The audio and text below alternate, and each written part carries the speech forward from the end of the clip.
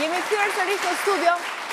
Janë ndarë mbrëm në Los Angeles çmimet Golden Globes. Në fakt janë çmimet e dyta më të rëndësishme pas atyre Oscar që jepen në kinema, por edhe në televizion fokusohen çmimet Golden Globes. Për të komentuar dhe për të mësuar në fakt se cilët kanë qenë fituesit e këtij edicioni, un kam kënaqësinë të kem sot në studio gazetaren e kulturës Rovena Rozhani. Mirë se erdhësh. Kënaqësi që të kam këtu.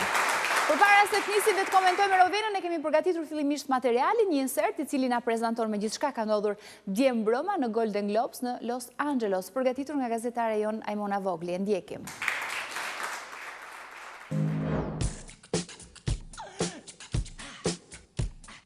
Yjet e kinematografisë dhe të televizionit u mblodhën të dielën në mbrëmje në një ndër ceremonitë më të rëndësishme, Golden Globes 2014, e mbajtur në Beverly Hilton Hotel në Kaliforni.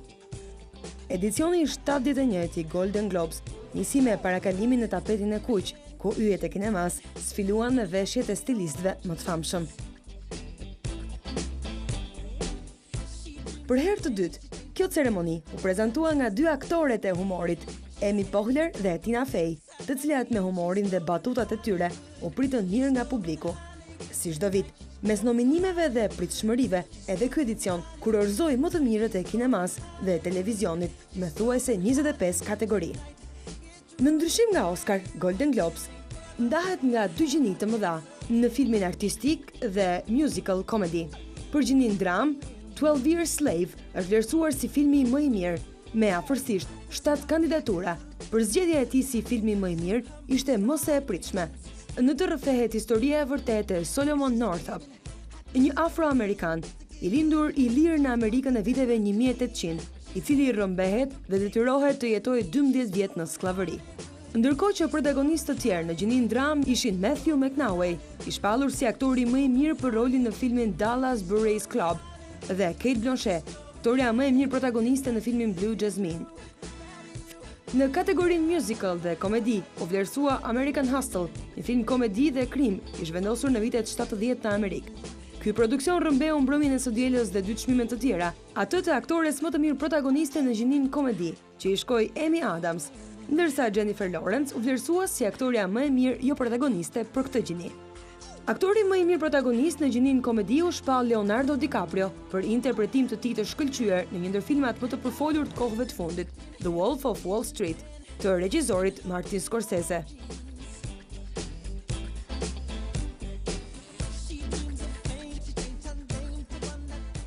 Çmimi për regjin më të mirë shkoi për Alfonso Cuarón për filmin fantastiko shkencor Gravity, me protagonist Sandra Bullock dhe George Clooney. Ndër momentet të tjera interesante ishin dhe çmimi i veçantë për aktorin dhe regjisorin Woody Allen për kontributin e tij. Një vlerësim tjetër ishte ai i Michael Douglas për aktorin më të mirë në miniserinë televizive Behind the Candelabra.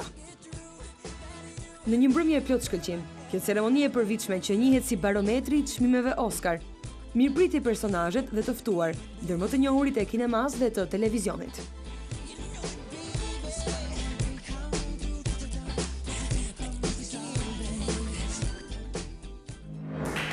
Ishte inserti që kishim përgatitur, e në fakt si ka qenë kjo ceremoni? A vërtet janë realizuar të gjitha pritshmëritë, filmat që ishin kandidat, ndoshta kanë mbetur të kënaqur, cilat kanë qenë komentet dhe përshtypjet më të para? Ajo që ndodh pothuajse në gjitha këto ceremonitë e mëdha, ka gjithmonë një të zhgënjyer mes tyre, ai që ka pritshmëritë më të mëdha, që ka nominimet më të mëdha, do të ndodhë rëndom, ndoshta jo gjithmonë në gjitha edicionet, por përgjithsisht në Golden Globe dhe në Oscar ka edicione thuajse të njëpasnjëshme ku dikush që ka të mërsi shumë nominime Oscar i përfundon vetëm me një çmim. Dhe është pikërisht 12 vjet sklav që pati 7 nominime dhe mori vetëm çmimin e filmit më të mirë në dram. Pa ajo që duhet theksuar këtë herë në Golden Globe është për herë të parë që nga momenti që Golden Globe këto çmime pra ka ndarë gjinin e musikalit dhe komedis në më vete dhe gjinin e dramës më vete, pra në dy kategori. Ky është edicioni i parë ku nuk flitet për kundërshtar të fortë dhe rivalitet në gjinin e dramës, si kundër ndodh dhe si kundër konceptohet që drama ka peshën më të madhe, por pikërisht në gjinin e muzikalit edhe të komedisë. Dhe këtu kanë luajtur një rol shumë të fortë rivaliteti mes Ujkut të Wall Streetit, filmit pra të Martin Scorsese's me Leo DiCaprio edhe American Hustle ose nëse do ta përkthenim të paktën në një variant shqip do të ishte Pamja të gënjen. Kështu që ka pasur një joshje më tepër te kjo gjini. Ajo që duhet theksuar është që pavarësisht të basteve që janë bërë nga Stanley Bet që kanë qenë kryesisht baste britanike apo nga parashikimet që kanë bërë media të ndryshme prestigjioze të lidhura me filmin por jo vetëm, përgjithsisht kanë dalë këto parashikime dhe kanë qëndruar, më në çmyrët kanë qëndruar pak a shumë në nivelin e atyre pritshmërive që ka pasur. Ndonë se thamë që kemi një të zhgënjyer që nga 7 nominime merr vetëm një, ndërkohë që American Hustle rrëmben plot 3 çmime dhe jo pak, po çmime me të vërtet shumë të rëndësishme. Ja vlen si edhe një film që ka 7 kandidatura premton për një film shumë cilësor, kështu që na bën shumë kurioz ta shohim. Ka një citim të regjisorit të këtij filmi, i cili thotë që është pak sa e vështirë që njerëzit të kenë dëshirë të shohin një film që ka të mërsi shumë vuajtje dhe na kthen shumë pas në kohë dhe përgjithsisht njerëzit nuk janë të prirur që të ndjekin këtë film dhe të preferojnë këtë film. Donse duhet thënë që ky film është vlerësuar nga kritika amerikane si një kryevepër në mënyrën më unanime. Çfarë do të thotë që këtë film do ta kemi një pretendent shumë të fortë në Oscar, përderisa i themi që Golden Globes janë një paraportë e Oscarit dhe besoj do ta shohim shumë shpejt kurreshtjen me nominimet pikërisht me 16 janar kur dalin nominimet e çmimeve Oscar. Besoj që ky film, por edhe të tjerë që janë të nominuar dhe sidomos fitues me patjetër do të marrin një nominim në Oscar dhe pastaj do të shohim si do të pozicionohet, sidomos në faktin që do të kemi kategori të përbashkëta, nuk do të jenë kategori do të ketë një çik më shumë grind këtë vit Oscari. Akoma më mirë për ne që do ta shohim edhe do të mësojmë se çfarë do të ndodh. Ndërkohë le të ndalojmë pak tek ujku i Wall Street, The Wolf of Wall Street, i cili është vlerësuar le të themi me çmimin e aktorit më të mirë, interpretuar nga Leonardo DiCaprio, i cili ka shkëlqyer në këtë film. Një interpretim i jashtëzakonshëm.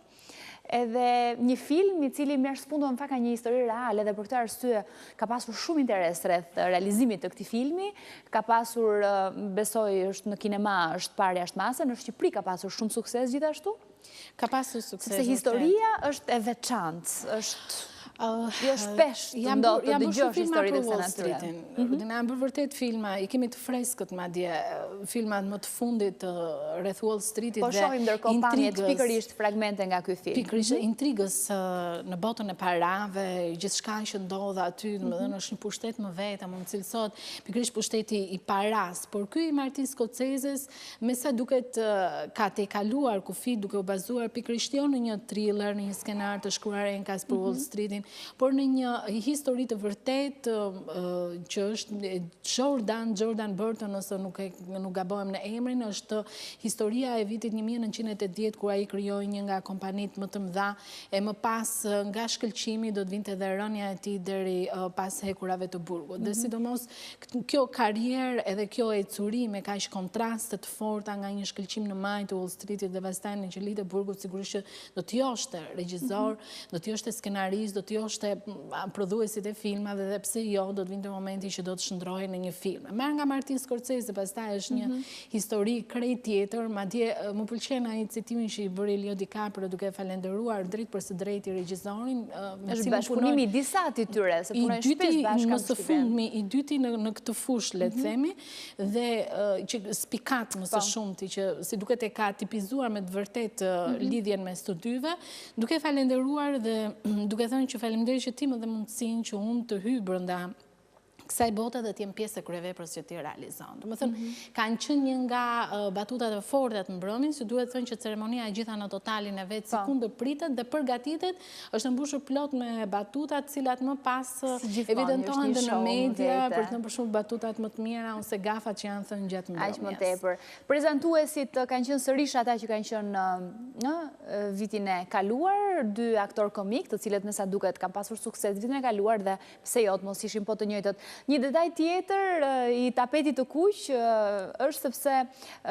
përpara se të fillonte ndarja e çmimit, ceremonia, ecja në tapetin e kuq, ishin përmbytur, diku në disa zona ishin të përmbytura nga kishin plasur ujërat e zeza, çështja e kanalizimit. Çfarë do thotë që ai tapeti kuq është simbolik, është ndotur, shkryuar një pellg i madh ujë dhe më pas sigurisht që kanë, domethënë, një strukturë të tillë për të ndërhyrë me të vërtet shumë shpejt, makineri, punonjës, kanë shqepur tapetin dhe më pas kanë sjell pothuajse çdo gjë, po duket gjurma e lagur e tapetit, imagjinoni tani sfilatën e aktorëve me këpucë dhe veshje super të shtrenjta, veshje fustane të cilat shpesh janë me bishtë dhe fshin dhe tapetin të kalojnë në një tapet të ndotur. Megjithatë, kaloi, u morën masat në mënyrë urgjente. Ishte një detaj sa për të bërë lajm edhe jo, pse jo? Pse jo, të jetë në qendër të vëmendjes, disa fotografi, nuk di video apo diçka tjetër çfarë mund të ketë qenë për të shuar kurreshtin, si thua një kontornë e gjithë shfaqjes. Po gjithsesi, aktorët dhe artistët sërish kanë sfiluar për mrekulli me fustanet e tyre të bukura, të cilizve më të njohur, më të famshëm. Ne do donim shumë të sillim në fakt, por kemi mbritur në sekondat e fundit, kështu që do duhet ndoshta ta ruajmë për një herë tjetër ose me siguri do të përqendrohemi më gjatë kur të kemi natën e çmimeve Oscar. E pas kemi insertin regjia më lajmëron ta shfaqim. E kemi, e ndjekim atër për ta mbyllur imbeleca, si thonë italianët. E ndjekim dhe kthehemi sërish në studio.